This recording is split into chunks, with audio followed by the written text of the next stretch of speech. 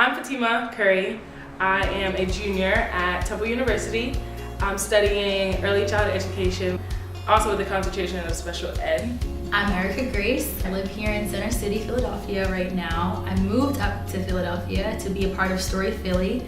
I'm on the leadership and pastoral team with Story, and I also get to oversee our youth program, Restory. Restory is, again, the nonprofit, and Story Philly is the church. So they are connected, but it's kind of like Restory is the baby, and Story Philly is the dad. Story Philly is actually a church in Center City geared to college students, bringing life, bringing joy, bringing hope to the university kids. The cool thing about Story is that although the atmosphere makes it really acceptable for people who are in college, it also is something that anyone can come and be a part of and feel at home in. To be something that the youngest and the oldest person in the room should be able to walk away having an understanding. I fell in love with it. I fell in love with the atmosphere, just understanding these are college students like me, that people were struggling, but we can look to Jesus and all those things like that. So I kept showing up and I kept showing up each week, and I just loved it.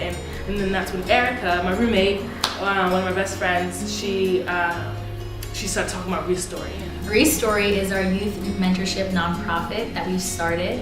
And the goal of Restory, it's called Restory because we want to rewrite the stories of the youth in Philadelphia. We believe that everyone has a story, and that no matter what your past has looked like, no matter what you've come from or what you've done or what's been done to you, that doesn't have to dictate what your future is going to look like.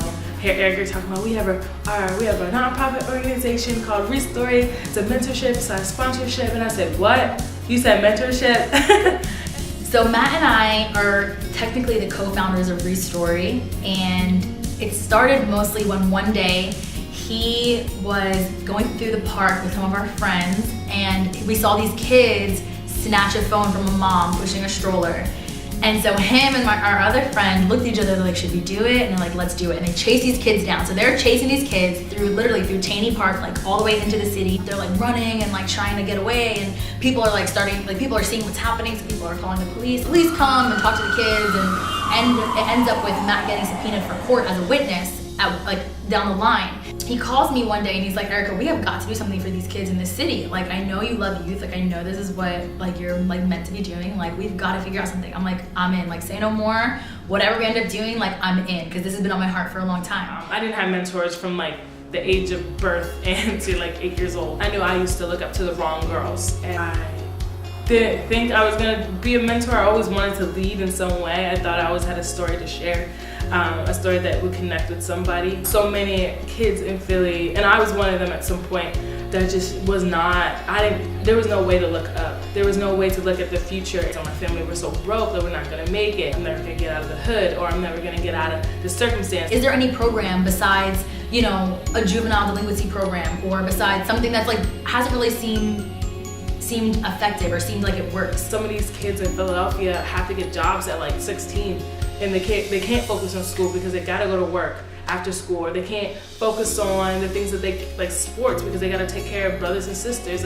Those things should not be a child's focus. And so that's kind of how the original idea for Restory was birthed, because we saw this really big need, and that happened in the summertime, and it's all these kids are out of school, they have nothing to do, no one to help guide them, no one to help them make the summer productive. So I was like, I would love to just be a helper, and whatever you need me to do, I'll do it. So that's how I kind of got into that role of just showing up and just kind of just being hands and feet for the things to help them with. And then that's when Erica and I had a conversation, and that's when I kind of signed up. I want to be a mentor. I knew that this is where I was supposed to be, and especially once we started talking about Restory and doing stuff with the youth, eventually I was already a youth pastor in South Jersey for a time, and so it just seemed like the natural next step to move up here and really just go all in.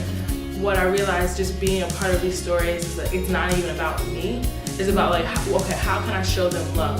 Or how can I even show them respect? Because it has to start with respect. This is not as easy as you think it is. We got to go out to the different parks in North Philly, the different really bad neighborhoods, which at the time I didn't know they were so bad, but we would tell people around, we're oh yeah, we're going out to Waterloo. They're you're going where? You better get the heck out of there. It's that dangerous. So we were well, that's every reason why we should be there. We had like an Olympic night or like an Olympic day, so we had teams and we set things up, and there was basketball, there was jump rope, there was food, there was everything. It was a pool right there, so a bunch of us went swimming with them. So we got to go and reach these different kids who, a lot of them, I mean, I can't speak for all of them because all of them were so different, but I know a lot of them were facing poverty or facing, like, there's a couple kids who we met who were in foster care at the time while we were there mentoring them through the summer, which has been really interesting. And I think that's been the biggest thing, is that we want to reach the kids who are orphaned, like those who are genuinely without anybody. It's crazy to actually think someone taught me, and now I'll have the privilege, and it's going to be a real big honor to serve the Lord that way, but also it was going to be a crazy honor to serve children. For us, the goal of mentorship is to build sustainable relationships with these kids that are going to make it through hard times, good times, etc. I believe that like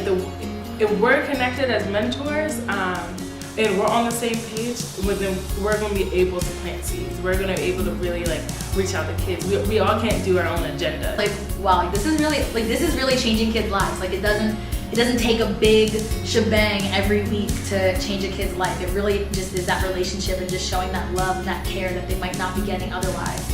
And I really believe that that's the kind of thing that changes lives. I pray that the way you communicate with me and I can communicate with you, you're helping us. You're helping. We're growing together. It's not like I've been through it all and I'm just chilling now. Like, no, I'm still growing, and I want to see you grow too. So let's do this thing called life together.